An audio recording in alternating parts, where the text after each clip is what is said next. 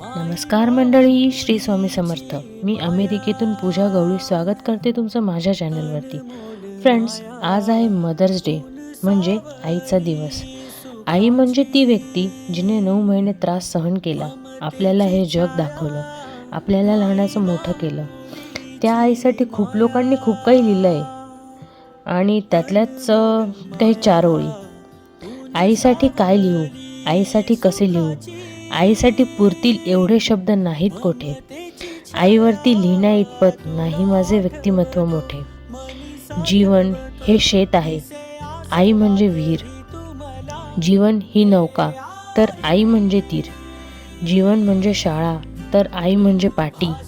जीवन हे कामच काम, तर आई म्हणजे सुट्टी. आई म्हणजे मंदिराचा उंच कळस, आई म्हणजे अंगणातली पवित्र तुळस. आई म्हणजे भजनात गुणगुणावी अशी संतवाणी, आई म्हणजे वाळवंटात प्यावं असं थंडगार पाणी.